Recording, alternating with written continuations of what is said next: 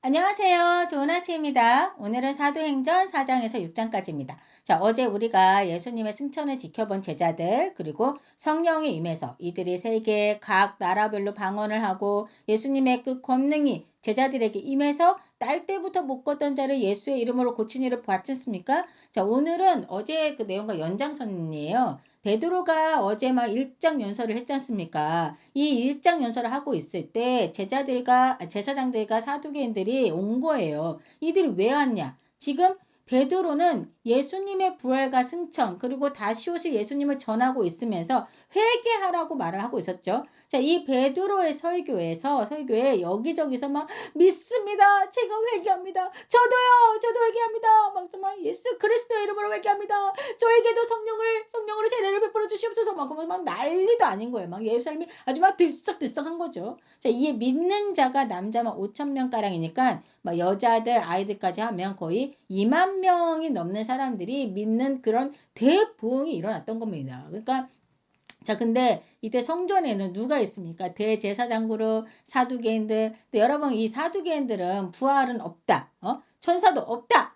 이런 사람들이거든요. 그러니까 모세 오경만 다다다다다 외우는 그런 사람들인데 지금 베드로와 예수님의 제자들이 부활하신 예수님을 증거하고 부활을 말하고 그리고 그들이 예수의 이름을 자꾸 언급하니까 그게 너무 불편한 거야. 왜요? 자기들이 예수를 죽였잖아. 예? 자, 그래서 이들이 너무 그게 뭐 불편하고 이러니까 저들 싹 다 잡아넣어! 이렇게 한 거예요. 자, 이튿날 관리들과 장로들, 그리고 서기관들, 그리고 대제사장 안나스와 가야바 등 사내들인 공회원들이 싹 다 모여가지고는 잡혀온 이들에게 너희가 무슨 권세와 그 누구의 이름으로 이 일을 행하는 것이냐? 뭐 이렇게 얘기를 한 거죠. 자, 그러자 우리 베드로가 조금도 주저하지 않습니다. 왜요? 그 안에 성령이 충만했거든요. 그리고 담대하게 말하기 시작합니다. 너희가 지금 이 사람이 어떻게 구원받았냐고 질문한다면 너희와 모든 이스라엘 백성들은 알라. 너희가 십자가에 못 박고 하나님이 죽은 자 가운데서 살리신 나사렛 예수 그리스도의 이름으로 이 사람이 건강하게 되어 너희 옆에 섰느니라. 이 예수는 너희 건축자들이 버린 돌로서 집 모퉁이의 머릿돌이 되었느니라.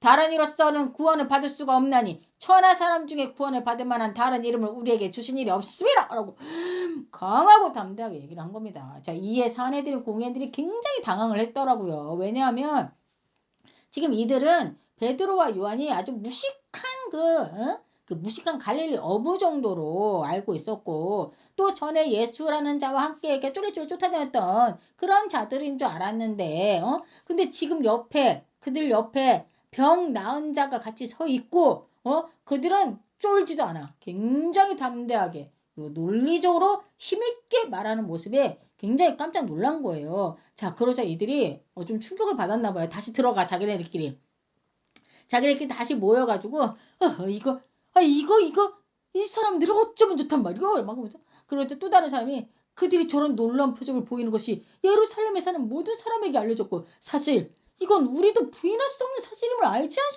않소? 이거 참 저기 이러지 말고 이 일이 민간에 더 퍼지지 못하도록 그들을 겁박해서 이후로는 그 이름으로 아무에게도 말하지 말라고 겁을 줍시다. 이렇게 얘기를 한 거예요. 자, 그들에게는 그리고 다시 나가가지고 이제 다시 나갑니다. 수루 다 몰려 나가가지고 너희는 이제부터 도무지 예수의 이름으로 말하지도 말고 가르치지도 말라라고 강하게 경고를 날리는데요. 야, 뭐 근데 우리 베드로하고 요한을 보십시오.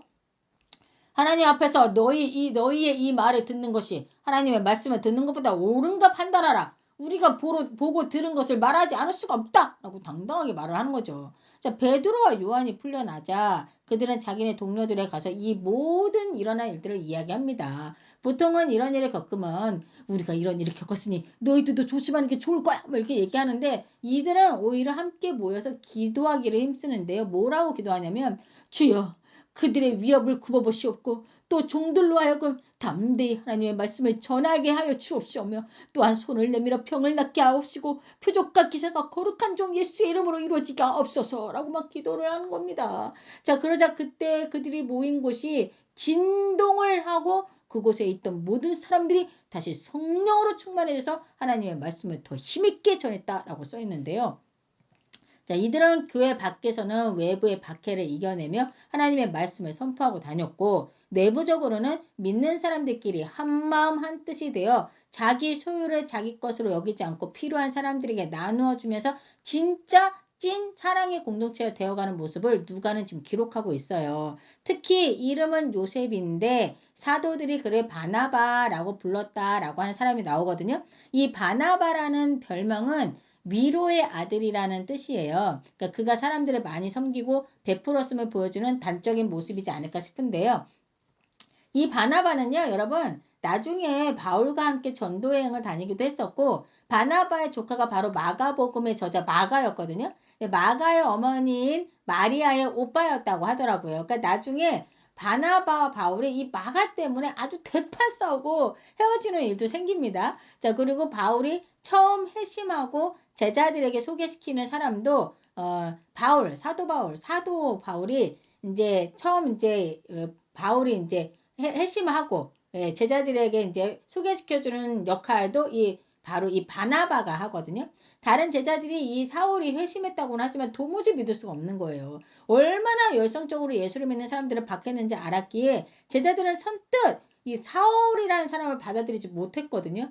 그때 바나바가 제자들에게 사울을 소개하면서 걱정하지 말아라, 두려워하지 말아라, 진짜 회심했다. 진짜 하나님의 종으로 쓰임 받는다라고 이렇게 얘기를 하면서 중재 역할을 하기도 했거든요. 자, 초대교회는 이 모든 것을 나누는 사랑의 공동체의 모습을 우리가 계속 보고 있는데, 근데 오늘 5장에서는요, 아나니아와 그의 아내 십비라의 이야기가 적혀 있어요. 이들 부부는 자신들의 모든 재산을 다 팔고 그 공동체에 다 내놓은 것이 아니라, 그러니까 이들이 뭐냐면 이 바나바가 자신의 모든 재산을 다 이렇게 기꺼이 내놓은 걸 본 거예요. 그래서 사람들이 이 바나바를 막 존경하고, 정말 대단하십니다. 막 이런 모습을 본 거예요. 그러니까 이 부부가, 아이고, 우리도 한번 할까? 해가지고 자신들의 모든 재산을 팔고 공동체에 내놓기로 했는데, 예? 이들이 다 내놓은 게 아니고 마음에 욕심이 생긴 거예요. 돈을 보자 욕심이 생긴 거예요. 그래서 일부러 감춰놓고 다 내놓은 척 했던 겁니다. 자, 근데 베드로는 이걸 알아차려요. 어떻게 알았을까요? 예? 지금 베드로하고 제자들은 성령 충만한 상태거든요. 예? 그러니까 베드로가 말하지 않습니까? 아나니아야, 어찌하여 사탄이 너의 마음속에 가득하여 네가 성령을 속이느냐? 이렇게 얘기한 겁니다. 그 순간 아나니아가 하고 쓰러지더니 그 자리에서 숨을 거두게 됩니다. 여러분. 이게 그 당시 초대교회에서 일어났던 일들이에요. 잠시 후에 그 아내가 들어와요. 이 아내는 남편에게 일어난 일을 몰라요. 모르는 상태에서 들어오자 베드로가 그녀에게도 그 땅을 판 그 가격, 그 값이 이게 다란 말이냐? 이렇게 물어요. 그러니까 이 십비라가 막 동공이 조금 흔들리지만 예, 이것뿐입니다. 라고 얘기를 합니다. 그러자 자기 남편과 똑같이 거짓말을 한 거죠. 자, 그러자 그 즉시 십비라도 그 자리에서 죽게 됩니다. 자, 이 일이 전에 적겠어요? 안 전에 적겠어요? 전에 적겠죠. 많은 사람들이 이 일을 듣고 다 크게 두려워했다라고 써있거든요.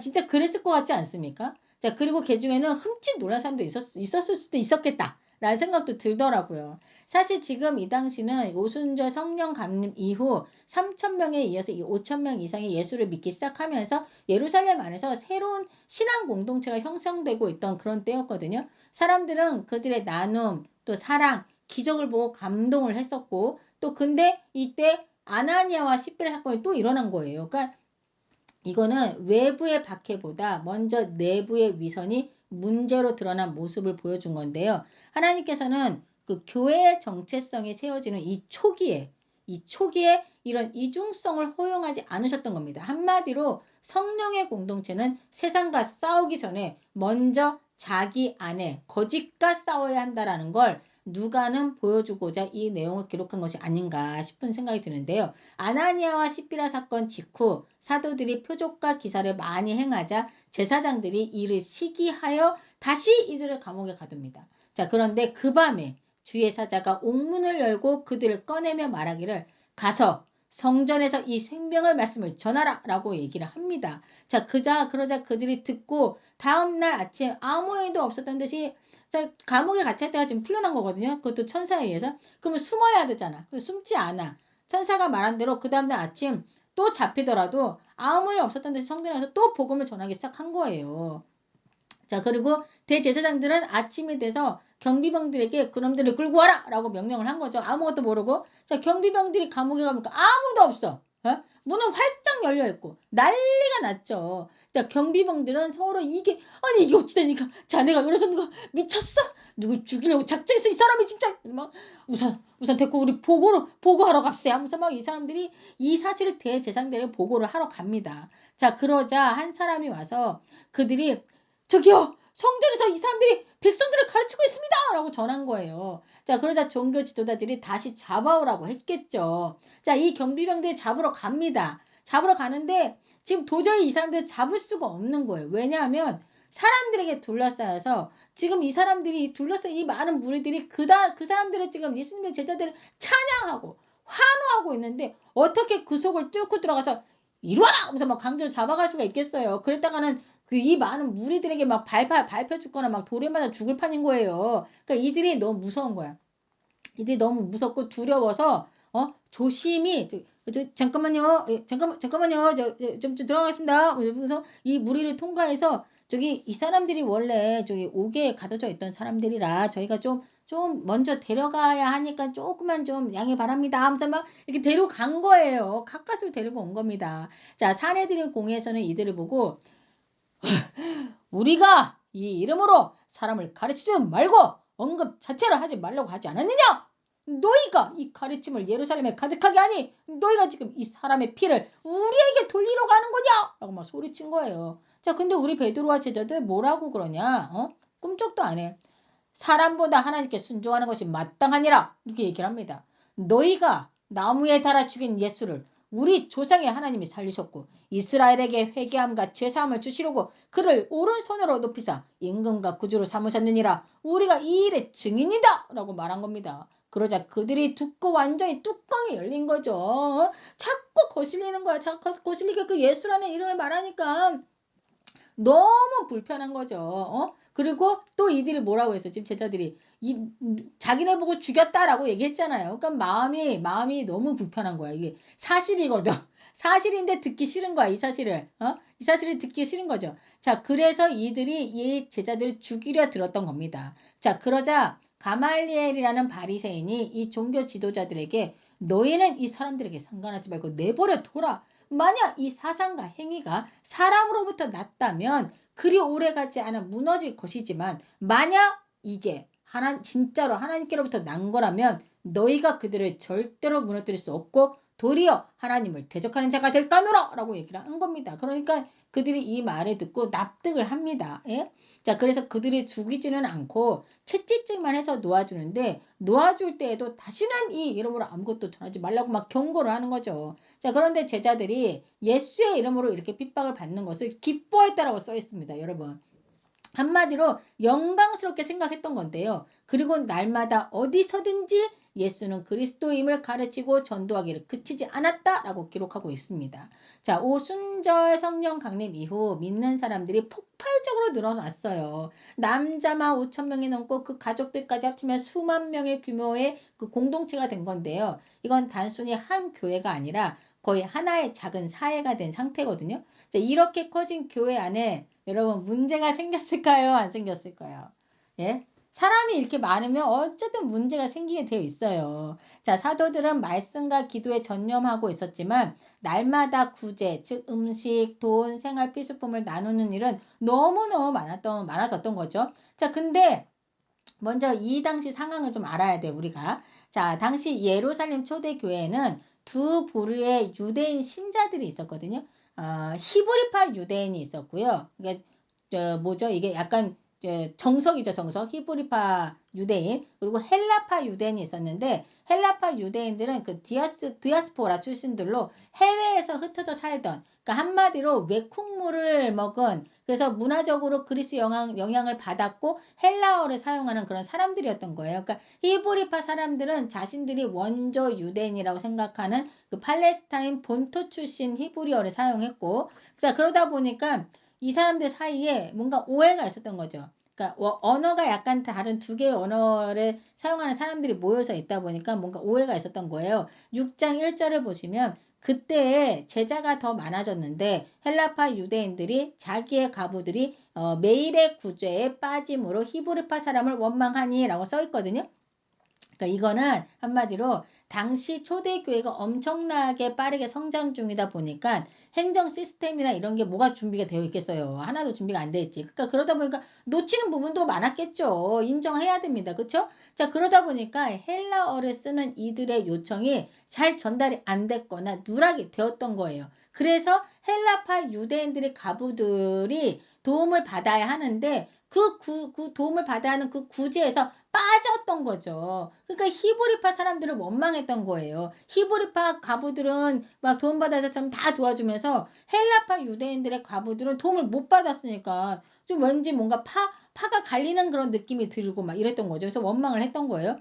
자, 근데 이게 일부러 그런 게 아니었던 거거든요. 근데 어쨌든 자기네만 챙기는 것처럼 보였던 거죠. 일부러 그런 건 아니지만. 잠깐 정통파인 히브리파에 비해 왜 콩물을 먹은 헬라파 사람들은 좀 뭐랄까? 차별받는다라는 그런 느낌을 받았던 거예요. 자, 문제가 이제 수면 위로 올라오자 사도들은 이 문제를 굉장히 지혜롭게 처리하는데요. 우리가 하나님의 말씀을 제쳐놓고 식탁을 돌보는 것이 마땅하지 않다. 그러니 성령과 지혜가 충명한 사람 7을 택하자라고 제안을 한 거예요. 자, 근데 이거는 단순히 일이 많으니까 도와줄 사람을 뽑자 이게 아니었고 사도들은 여기서 교회의 사역의 그 분업화를 공식화한 거였던 거죠. 사도들은 말씀과 기도에 집중하고 집사들은 봉사와 구제에 전념하는 그런 구조를 만든 거예요. 이게 바로 지금의 우리가 아는 집사 제도의 시작인 거죠. 자, 많은 무리가 이 말을 너무 기뻐하면서 저는 찬성을 한 거예요. 자, 그래서 선출된 사람이 스테반, 빌리, 브로고로와 안디옥 사람 니골라 등 막 7명이 선출되는데 근데 이 선출된 7명의 사람의 이름이 성경에 다 써 있거든요. 근데 이 사람들의 공통점이 있어요. 뭐냐?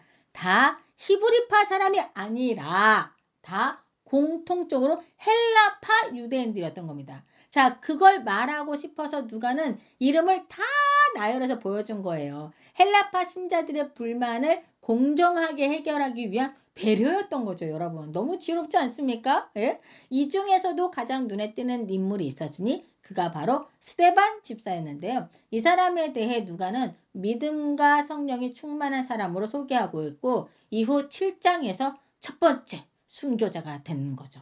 예. 자, 스데반 집사는 단순한 봉사자가 아니었어요. 그는 지혜와 능력으로 큰 기사와 표적을 행하는 자였다고 기록이 되어 있는데요. 8절 이하를 보시면 또다시 시기하는 파들이 있음을 볼 수 있습니다. 여러분 9절부터 볼게요. 이른바 자유민들 즉 구레네인, 알렉산드라인, 길리기아와 아시아에서 온 사람들이 회당에서 어떤 자들이 일어나 스데반과 더불어 논쟁을 할세. 스데반이 지혜와 성령으로 말함을 그들이 능히 당하지 못하자 사람들을 매수하여 말하게 하되 이 사람이 모세와 하나님을 모독하는 말을 하는 것을 우리가 들었노라 하게 하고 아이고 못났다 못났어 정정당당하게 맞서서 싸우던가 하지 이게 뭐하는 짓이고 이거 에?